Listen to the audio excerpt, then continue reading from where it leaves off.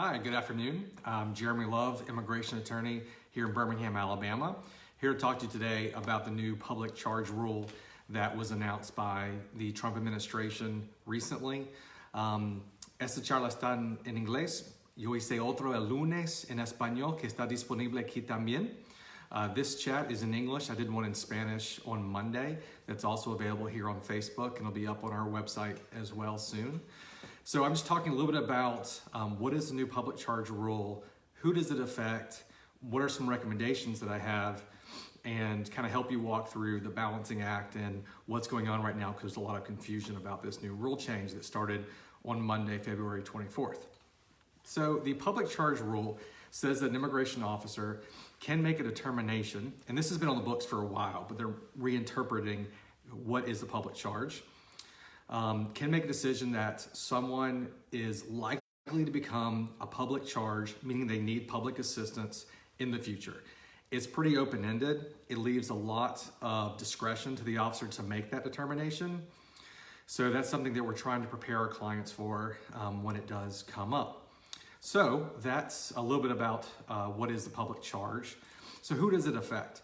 Well, it affects people who are either applying for permanent residence, or certain types of non-immigrant visas, such as tourist visas, certain work visas, as well as fiancé visas.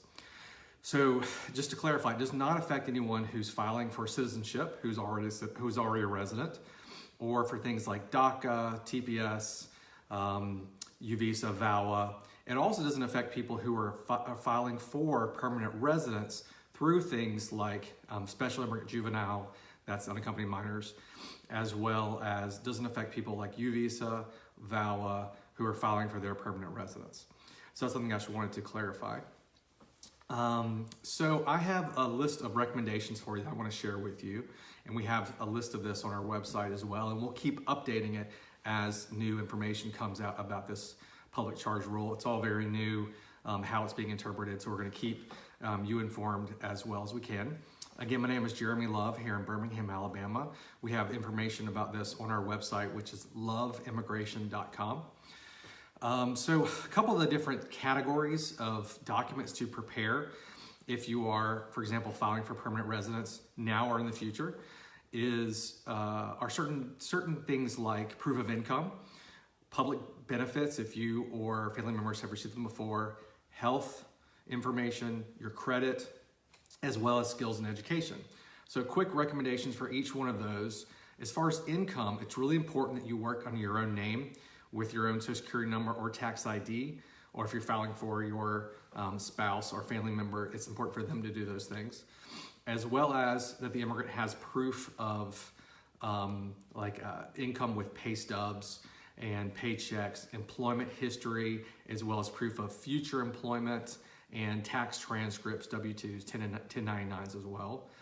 And this is important. If you're married, make sure you file as married, either married separately or married filing jointly. And don't file as single or head of household if you're married. That can be a problem with your immigration case.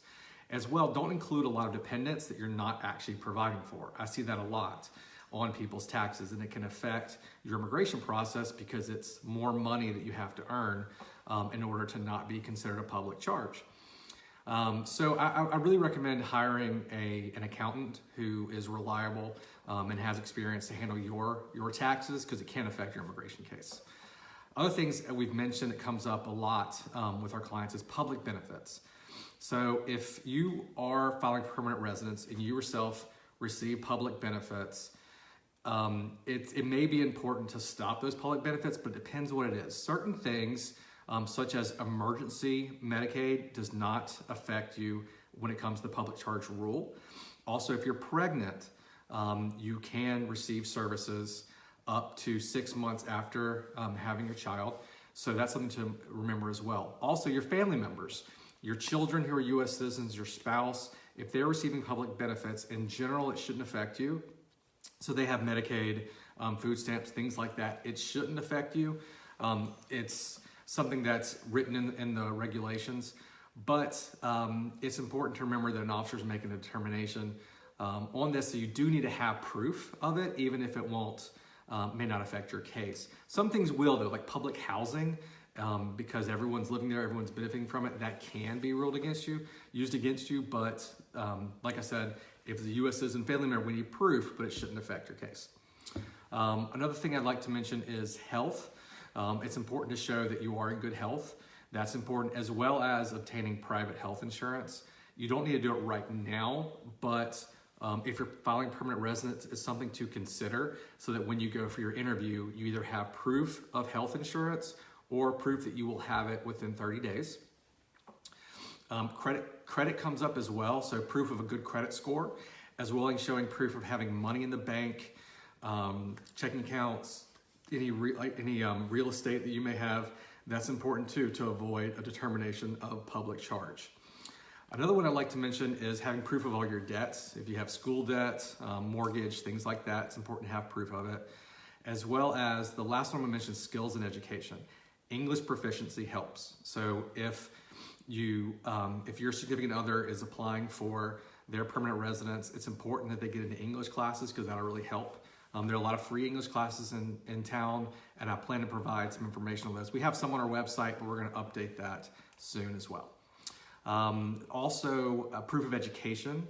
So if you have high school or GED or other higher education, it's important to have proof of that. Get together, as well as occupational skills. So if you're a welder, for example, and there's some type of certification you can receive for welding, I would definitely recommend doing that as well, because it's a document that you can show that you have certain skills that are in need, and it'll help you with your income and, for the officer's concern, not being a public charge. So I know people aren't going to have all of these, but it's important to have more positive factors than not. So if you can show, for example, you have a good income and your health is good, maybe you don't have the highest skills or education, but it's kind of a balancing act. So we try to show as many positive factors as we can. Here at the Love Law Firm with our clients, we have a list of documents we give to prepare for the public charge parts of the argument that we have to make, as well as kind of a checklist to see if it's likely that the officer could determine that someone's a public charge, and then we'll try to provide more proof or try to help them change the situation so they can make an argument that they're not likely to be the public charge in the future. Again, my name is Jeremy Love, immigration attorney here in Birmingham, Alabama. We're happy to help you with immigration cases. Feel free to give us a call at 205-323-8727. And again, there's a lot of information on our website, loveimmigration.com, and we'll keep you updated as much as we can. Thank you. Have a great day.